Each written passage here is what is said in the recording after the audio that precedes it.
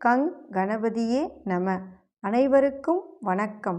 கந்த புராணத்தின் இந்த பதிவை உங்களுடன் பகிர்ந்து கொள்வதில் மிக்க மகிழ்ச்சி அடைகிறேன். இச்சாசக்தியாகிய வள்ளியும் கிரியாசக்தியாக தெய்வானையும் விளங்க ஞானவேல் தாங்கி மயில் வாகனத்தில் வலம் வரும் முருகப் பெருமானை நம் மன வாகனத்தில் ஏற்றி வைப்போம். 16 பேறுகளையும் தன் 12 கைகளாலும் வாரி வழங்குவான் நம் வடிவேலன். கந்த புராணம் 7 உபதேச காண்டம். அதில் 40 4 அரசகுமாரர் கதை. அதன் தொடர்ச்சி. அரசகுமாரர்கள் 4வரும் ஸ்ரீ அமிர்தரேஸ்வரருக்கு அபிஷேகம், ஆராதனைகள், நெய்வேத்தியம் முதலான வழிபாடுகளை செய்து பூஜித்து வணங்கினார்கள். பிறகு அந்த ஆலயத்தை சுற்றிலுமுள்ள காடுகளை அழித்து அங்கே ஒரு பட்டினத்தையும் அழகுற நிர்மாணித்தார்கள். அந்த பட்டினத்திற்கு தங்கள் குருவின் பெயரிலேயே லோகதருமிபுரம் என்று பெயரிட்டார்கள். பிறகு அவர்கள் ஸ்ரீ அமிர்தேஸ்வரருக்கு மண்டபங்கள், கோபுரங்கள் முதலானவற்றையும் நிர்மாணித்து அதில் தேர் திருவிழா, தெப்ப உற்சவம் முதலான வைபவங்களையும் நடத்தி வைத்து மகிழ்ந்தார்கள். அதன் பிறகு அவர்கள் தங்கள் குருவிற்கு ஏராளமான திரவியங்களையும் காணிக்கையாக கொடுத்து அவருடைய உத்தரவின் பேரில் தங்களது ராஜ்யங்களை அடைந்து பகைவர் எவருமின்றி மகிழ்ச்சி பெருக்கோடு சீரும் சிறப்புமாக அரசாட்சி செய்து வந்தார்கள். நாளடைவில் அவர்களுக்கு அறிவிற் சிறந்த அநேக புதல்வர்கள் பிறந்தார்கள். இவ்வாறாக அவர்கள் மகிழ்ச்சியுடன் இருந்து வரும்போது ஒரு நாள் அரசகுமாரர்கள் 4வரும் ஓரிடத்தில் தனித்து அமர்ந்திருந்தார்கள். அப்போது சிறந்த தவசீலரான துர்வாச முனிவர் அங்கு வந்தார்.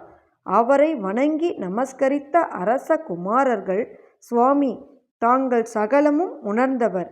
ஆகையால் என்ன பாவத்தால் எங்களுக்கு குருட்டுத்தனமும் செவிட்டுத்தனமும் ஏற்பட்டது என்பதை நாங்கள் தயவு செய்து எங்களுக்கு கூறி அருள வேண்டும் என்று வேண்டினார்கள். உடனே துர்வாச முனிவர் சிறிது நேரம் தியானத்தில் ஈடுபட்டு சிவபெருமானிடம் மனதை செலுத்தி பிறகு அந்த அரசகுமாரர்களை நோக்கி கூறினார்.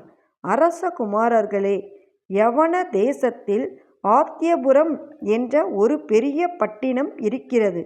அங்கே பிரபல செல்வந்தனும் சிறப்பு மிகுந்தவனுமான விச்வாஷா என்ற வணிகன் ஒருவன் இருந்தான். அந்த வணிகனின் புதல்வர்களாக நீங்கள் 4வரும் இருந்தீர்கள். அப்போது நீங்கள் 4வரும் உங்கள் குல வழக்கப்படி சொந்தமான வியாபாரத்தில் ஈடுபட்டிருந்தீர்கள். அந்த பட்டினத்தில் ஆதிகேஸ்வர சுவாமி கோவில் ஒன்றும் இருக்கிறது. அங்கே அந்த ஆலயத்தின் திருப்பணிகளை நடத்தி வரும் மனிதனொருவன் இருந்தான். அவன் அந்த சிவன் கோயிலை விரிவுபடுத்தி கட்டுவதற்காக உங்களிடம் வந்து சிறிது பொருளுதவி செய்யும்படியாக கேட்டான்.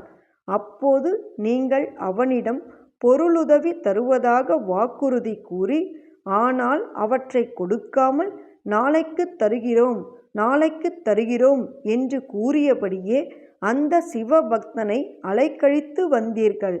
அவன் உங்களை நாடி வரும் போதெல்லாம் நீங்கள் வியாபார மமதையினால் அவனை ஏறெடுத்தும் பார்க்காமல் அலட்சியமாக இருக்கத் தொடங்கிவிட்டீர்கள். அவனாகவே உங்களை கூப்பிட்டு கேட்டபோதும் நீங்கள் அவ்வார்த்தைகளை செவி கொடுத்து கேட்காமல் வாளாயிருந்து விட்டீர்கள். அதன் பிறகும் அவன் உங்களிடம் பொருளுதவியை நாடி வராமல் சிவாலயத்திலேயே சும்மா இருந்து விட்டான். அதன் பிறகு நீங்கள் 4வரும் கப்பலில் ஏறி வேறு தீவுக்கு சென்று விட்டீர்கள். அங்கேயே உங்களுடைய ஆயுட்காலமும் முடிவடைந்து விட்டது. நீங்கள் 4வரும் கால பாசத்தால் கட்டப்பட்டு உங்களுடைய புண்ணிய பாவங்களை ஆராய்ந்தபோது நீங்கள் முன்பு சிவாலயத்தை கட்டுவதற்காக பொருளுதவி செய்கிறோம் என்று வாயளவில் சொன்ன மாத்திரத்திலேயே விளைந்த புண்ணிய பலனால் நீங்கள் இந்த பிறவியில் ராஜகுமாரர்களாக இருக்கும் பாக்கியத்தை பெற்றீர்கள்.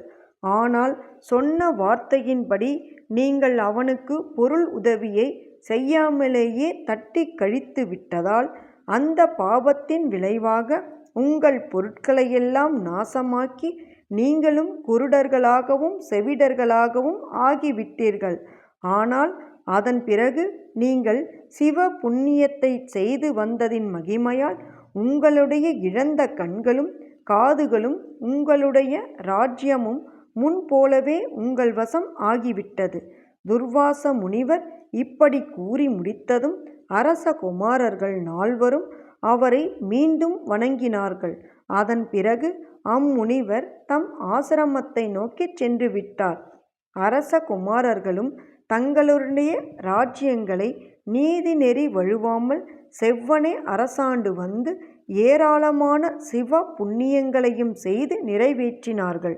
இவ்வாறாக பகைவர் எவருமே இல்லாமல் சகல விதமான போக பாக்கியங்களையும் அனுபவித்து மகிழ்ந்திருந்துவிட்டு முடிவில் தெய்வ விமானத்தில் ஏறிக்கொண்டு சிவலோகத்தை சென்றடைந்தார்கள். எண்ணிய பொருளை அருளச் செய்யும் கந்த புராணத்தை காதலுடன் இப்புவியில் படிப்போர் கேட்போர் நினைப்போர் யாவரும் பசு பத்தினி உறவினர் புத்திரன் ஆகிய அனைவரோடும் ஆனந்த வாழ்வை வாழ்ந்து இந்திரனைப் போல தலைமைத்துவமும் இன்பமும் மிக்க வாழ்வையும் வாழ்ந்து இறுதியில் பரமானந்த நிலையாகிய சிவபத பேரும் பெறுவர். வேலும் மயிலும் சேவலும் துணை. கந்த புராணத்தின் தொடர்ச்சியை தொடர்ந்து கேட்க நமது ஆர்கேஎன் காலம் சேனலை சப்ஸ்கிரைப் செய்து பெல் ஐகானையும் கிளிக் செய்யுங்க. இந்த பதிவினை நமது ஆன்மீக அன்பர்கள் அனைவருக்கும் மற்றும் புராணங்களை கேட்க விரும்புபவர்களுக்கும் ஷேர் செய்யுங்க. பிடித்திருந்தா மறக்காம லைக் பண்ணுங்க, கமெண்ட் பண்ணுங்க. தொடர்ந்து கேட்பவர்கள் அனைவருக்கும் எனது மனமார்ந்த நன்றி. நாளையும் வருவான் நமது வடிவேலன்.